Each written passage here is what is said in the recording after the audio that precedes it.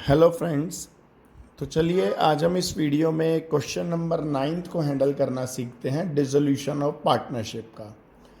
The question says there were 3 partner X Y Z and they decided to dissolve the firm. अब वो भाई अपनी firm को बंद कर रहे हैं फॉर वट एवर रीज़न। अभी इतना ही पढ़ते हैं। इतने में हमें पता है सबसे पहले हमारे 2 से 3 स्टेप एक्टिवेट हो जाते हैं। पहला स्टेप होता है बैलेंस शीट में जाओ, journal reserve, P and else, advertisement, जो हमारे एक्यूमुलेटेड प्रॉफिट या लॉसेज हैं उनको देखो, क्या उनके बारे में कोई इंफॉर्मेशन है। हमें दोस्तों बैलेंस शीट में एक आइटम मिली जिसका नाम है वर्कमैन कंपनसेशन रिजर्व, WCR, जो हमारे एक्यूमुलेटेड प्रॉफिट का ही एक पार्ट होता है। लेकिन हमने आपको बताया था इस चैप्टर में उसकी कुछ स्पेसिफिक ट्रीटमेंट है, तो अभी के लिए हम उसको होल्ड पे डालते हैं। जैसे ही उससे रिलेटेड इंफॉर्मेशन आएगी तब उसे एंटरटेन करेंगे। इसके बाद दोस्तों हमारा पहला स्टेप होता था transfer all assets to realisation. अब मैं बैलेंस शीट में जाऊं तो मुझे 6 से लेकर 7 आइटम गिवन है, तो सारी आइटम्स को आप ट्रांसफर कर दोगे रियलाइजेशन में। लेकिन किस किस को छोड़ना है?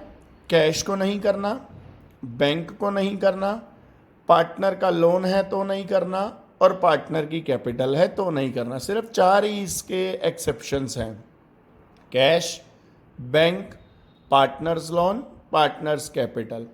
अब बैलेंस शीट में देखूँ तो बैंक भी अवेलेबल है और जेड्स कैपिटल भी अवेलेबल है। इन दोनों को छोड़ के बाकी सारी आइटम्स को ट्रांसफर कर दो रियलाइजेशन में। दोस्तों ट्रांसफर करोगे, we know all assets have debit balance. Transfer करोगे तो क्रेडिट करोगे, तो जर्नल एंट्री आपकी बन जाएगी। पहली जर्नल एंट्री जो ट्रांसफर की बनाओगे, realization account debit to all assets. मैंने यहां जर्नल एंट्री में ऑल एसेट्स लिख दिया है। अब रियलाइजेशन अकाउंट बनाना है। आपकी जर्नल कहती है जर्नल में रियलाइजेशन अकाउंट डेबिट है, तो अब आप उसे रियलाइजेशन के डेबिट में पोस्ट करोगे with their respective name, like debtors, then we have stock, then we have furniture, and then we have land and building। ये हमारे पास 4 असेट्स थी जो इनकी बुक वैल्यू है, जो ये बैलेंस शीट में वैल्यू गिवन है, उन्हीं वैल्यूज पे इन्हें ट्रांसफर कर दो। आई होप आप सभी बच्चे इसका मतलब भी समझते हैं। सारी असेट्स को ट्रांसफर करने का इफेक्ट क्या पड़ा? All assets have been transferred to realization, hence अब आपकी बैलेंस शीट में से सारी assets खत्म हो गई and everything is replaced और transferred into realization। वो इसका टोटल करके बेटा पैसे बेशक जर्नल एंट्री में लिख लेना।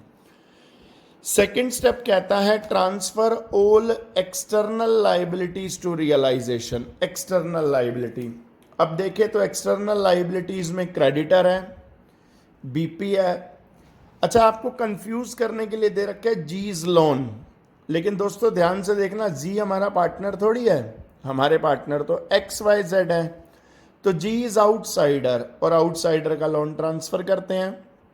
Then there is Y's loan, partner का लोन है, नहीं करना। WCR की स्पेसिफिक ट्रीटमेंट होगी और कैपिटल को तो ट्रांसफर करते ही नहीं है। तो इफेक्टिवली मैं बात करूं तो creditors account debit, bills payable account debit, और जी क्योंकि आउटसाइडर है hence G's loan account debit to realisation. अब बेटा अमाउंट देखे तो 30,000 क्रेडिटर का है, 10,000 बीपी का है और G's loan is 18, hence total amount becomes 58,000। अब हम दोस्तों रियलाइजेशन अकाउंट बना रहे हैं। सेकेंड जर्नल एंट्री में आपने रियलाइजेशन को क्रेडिट किया है, हेंस रियलाइजेशन के क्रेडिट साइड में लिखोगे बाय क्रेडिटर्स 30,000, बाय बीपी 10,000 और बाय जीज लोन 18,000। तो प्राइमरीली हमारे फर्स्ट 2 स्टेप हैं, ऑल असेट्स का ट्रांसफर, ऑल लाइबिलिटीज का ट्रांसफर। अब दोस्तों एक एक अगली ट्रांजैक्शन पढ़ते जाओ, उसको रिकॉर्ड करते जाओ, अपने आप सारा क्वेश्चन सॉल्व हो जाएगा। फर्स्ट एडजस्टमेंट कहती है डेटर रियलाइज्ड 20,000, रियलाइज्ड इसका मतलब डेटर्स हमारे 29,000 में बिक गए। डेटर क्या है दोस्तों? हमारी असेट्स। तो डेटर से हमें 29,000 मिले तो ऑब्वियस सी बात है पैसे आए होंगे। तो पक्का बात है पैसे आते हैं तो बैंक अकाउंट डेबिट होगा। तो 11th में थे दोस्तों तो हम एंट्री करते थे bank account debit to debtor. अभी हम इस चैप्टर में तो डेटर से पैसे मिलते थे, आप 11th में एंट्री करते थे bank account debit to debtor. इस चैप्टर में हम सारी असेट्स को किससे रिप्लेस कर लेते हैं बच्चों? रियलाइजेशन। तो ultimately entry will become bank account debit to realization. आप रियलाइजेशन अकाउंट बना रहे हो, उसके क्रेडिट में जाओ, कॉलम बनाओ बाय बैंक। इसको हेडिंग के रूप में बना दिया करो क्योंकि काफ़ी सारी असेट्स बेचेंगे तो बार बार हमें दिक्कत ना हो, सब एक जगह पे लिखी जाएं। तो डेटर्स 29,000। आगे कहता है creditor and bills payable were paid at a discount of 10%। हमने क्रेडिटर और बीपी की पेमेंट कर दी। दोस्तों क्रेडिटर और बीपी दोनों ही हमारी लायबिलिटी हैं। लायबिलिटी की पेमेंट करनी हो तो एंट्री बनती है respective liability account debit to cash. भाई लायबिलिटी का क्रेडिट बैलेंस है, पेमेंट करनी है तो डेबिट कर दो। एंट्री बनाते थे लायबिलिटी टू कैश, आज वो लायबिलिटी वर्ड किससे रिप्लेस हो जाएगा? रियलाइजेशन। तो ultimately your entry will become liability account debit to bank account. अब कह रहे 10% कम पे पेमेंट। दोस्तों क्रेडिटर 30,000 के थे, 10% 3,000 कम करोगे तो 27 देने पड़ेंगे। बिल्स पेएबल आपका 10,000 का था, 10% से 1,000 कम करोगे तो 9 देने पड़ेंगे। इफेक्टिवली आपकी जेब से 36,000 जाएगा। एंट्री बनाओगे रियलाइजेशन टू बैंक। तो दोस्तों रियलाइजेशन के डेबिट में लेजर करोगे टू बैंक अकाउंट। एक अच्छा बच्चा ऐसे दिखाता भी है जी, क्रेडिटर 27 के थे, बीपी 9 का था, इफेक्टिवली हमने 36,000 की पेमेंट कर दी ताकि सामने वाले को भी पता चले आप क्या कर रहे हो। नेक्स्ट कहता है, नेक्स्ट ट्रांजेक्शन कहती है stock was taken over by x. Stock को एक्स ले गया। अब स्टॉक हमारी क्या होता है दोस्तों? एसेट्स। कौन उठा के ले जा रहा है? एक्स। अब यार बिजनेस की कोई भी चीज़ पार्टनर कैसे उठा लेगा? तो अगर पार्टनर कोई चीज़ लेके जा रहा है तो उतने पैसे हम उसकी कैपिटल में से काटेंगे। आपको मालूम है कैपिटल हैज़ क्रेडिट बैलेंस, पैसे काटने हैं डेबिट कर दो। So your entry will become partners capital account debit to realisation, यानी ex capital account debit to realisation. Realisation को क्रेडिट किया दोस्तों, तो रियलाइजेशन के क्रेडिट में लिखोगे बाय एक्स कैपिटल अकाउंट। और वही बात एक अच्छा बच्चा ब्रैकेट में बता देगा किस चीज़ के लिए है। भाई ये हमारा स्टॉक ले गया था 17,000 का। क्लियर है दोस्तों? आपकी जर्नल मजबूत है तो लेजर ही करनी है उसके बाद, और कोई लंबी चौड़ी कहानी नहीं है। नेक्स्ट कहता है फर्नीचर वाज सोल्ड टू के। फर्नीचर बेच दिया के को। अब जरा ध्यान से देखो, क्या के हमारा पार्टनर है या आउटसाइडर है? डेफिनेटली आउटसाइडर है।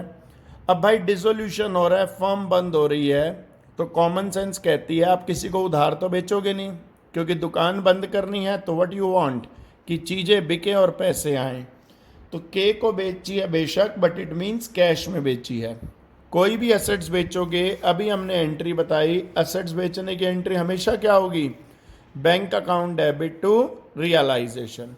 तो वही रियलाइजेशन के क्रेडिट में बाय बैंक आपका बना ही हुआ हेडिंग, तो इसमें और ऐड ऑन कर दो कि फर्नीचर बिका 20,000 का। नेक्स्ट एडजस्टमेंट कहते हैं लैंड एंड बिल्डिंग बेच दी 298 की। अब दोस्तों लैंड एंड बिल्डिंग भी हमारी असेट्स है। असेट्स बेचोगे तो फिर वही एंट्री हो जाएगी, क्या? Bank account debit to realisation. Journal entries अच्छे से याद करते रहें। आगे कहते हैं G's loan was paid by a cheque of the same amount. G के लोन की पेमेंट कर दी। अब दोस्तों जी का लोन हमारे लिए क्या था? लाइबिलिटी की पेमेंट करोगे, जैसे क्रेडिटर वगैरह की करी थी तो एंट्री बनाई थी रियलाइजेशन टू बैंक। सेम तरीके से जीज लोन की पेमेंट करोगे तो एंट्री बनेगी रियलाइजेशन टू बैंक, ब्रैकेट में जीज लोन, दैट इज 18,000 रुपीज। ठीक है दोस्तों, आगे आती है बात वर्कमैन कंपनसेशन की। कहते हैं वर्कर्स को कंपनसेशन के रूप में 15,000 पे किए गए। इसके बारे में बेटा कल मैंने क्लास में आपको कुछ बताया था। बैलेंस शीट में चलो, कहता है वर्कमैन कंपनसेशन है 33 का, लेकिन आपकी लाइबिलिटी कितने की अराइज हुई? सिर्फ 15 की। दैट मीन्स आपने वर्कर्स के लिए जोड़ रखे थे 33,000, but ultimately you have to pay only 15,000। तो दोस्तों आपके 18,000 बच गए एक्स्ट्रा वाले। क्या करो, उनका जो 18,000 बच गए हैं उसे पार्टनर्स में बांट दो उनके ओल्ड रेशो में, 2x capital, 2y capital, 2z capital, 18,000। Ratio given नहीं था तो हमने 111 ले लिया। अब इस जर्नल एंट्री का किस किस पे इफेक्ट पड़ेगा? WCR पे और पार्टनर कैपिटल पे। रियलाइजेशन पे कोई इफेक्ट नहीं है, छोड़ दो। अभी ध्यान रखना, workman compensation reserve balance sheet में 33 का है, हमने तो सिर्फ 18 की ट्रीटमेंट करी है, अभी 15 का बच रहा है। उतने बचा लिए जितने आपको लाइबिलिटी के रूप में पे करने थे। इसको लेके सेकंड एंट्री थी, जितनी आपकी लाइबिलिटी है वर्कमैन कंपनसेशन का उतना पैसा रियलाइजेशन में ट्रांसफर कर दो। तो एंट्री बनाओगे workman compensation reserve to realization, और थर्ड स्टेप होगा इसकी पेमेंट कर देना रियलाइजेशन से। एंट्री बनाओगे रियलाइजेशन टू बैंक 15,000। ध्यान है ना, कल 4 केस करवाए थे इससे रिलेटेड। तो it is one of those case जहां आपने रिजर्व बना रखा था 33 का, बट आपकी लाइबिलिटी अल्टीमेट अराइज हुई 15 की। तो ऊपर के 18,000 बच गए, वो तो कर दो डिस्ट्रीब्यूट। अब मुद्दे की बात, आपके पास WCR के 15 बचे हैं और आपको पे भी 15 करने हैं। तो जितना WCR है पहले सारा रियलाइजेशन में डाल दो, जैसे आप इधर क्रेडिटर को डाल के आए थे ऐसे इसको भी डाल दो। फिर जैसे क्रेडिटर की पेमेंट करी है वैसे इसकी भी पेमेंट कर दो। तो इसका बेटा कैपिटल रियलाइजेशन पे कोई इफेक्ट नहीं। सेकंड को लेजर पोस्ट करोगे तो रियलाइजेशन के क्रेडिट में आ जाएगा by workman compensation reserve 15,000। Payment करोगे थर्ड एंट्री बनेगी रियलाइजेशन टू बैंक, तो टू बैंक वर्कर्स क्लेम के लिख दो 15,000। हो गया बेटा। ये सब कुछ करने के बाद एक बारी सारी लाइबिलिटी चेक कर लिया करो। लाइबिलिटी, एसेट्स नहीं, सिर्फ लाइबिलिटीज चेक कर लिया करो कि कोई लाइबिलिटी ऐसी ना रह जाए जिसकी पेमेंट ना हुई हो। तो क्रेडिटर 30 के थे, पेमेंट हो गई, चाहे कम हुई चाहे ज़्यादा हुई वो एक अलग बात है, सेटलमेंट तो हो गई ना। BP की पेमेंट हो गई, जीज लोन की पेमेंट हो गई। इसका बेटा टोटल कर दें तो 7, 2, 9, 10, 3,47,000। अब बेटा इसको बंद कर लो, ये आपका रियलाइजेशन अकाउंट आपके सामने है। इसे क्लोज करने पे देख लो आपको प्रॉफिट आ रहा है या लॉस आ रहा है। आप देखेंगे आपकी क्रेडिट साइड ग्रेटर आ रही होगी डेबिट साइड से। क्रेडिट का टोटल जोड़ लो, डेबिट माइनस कर दो, 1,49,000 का प्रॉफिट आ रहा है। क्या करोगे दोस्तों इस प्रॉफिट को? ट्रांसफ़र किस में? पार्टनर्स में। कौन है पार्टनर? XYZ। किस रेशो में? ओल्ड रेशो में। ओल्ड रेशो इज 1:1 गिवन नहीं है ना, तो इक्वली एज्यूम कर लिया हमने। इसको बेटा बांट के देख लेना जितना जितना भी अमाउंट आया।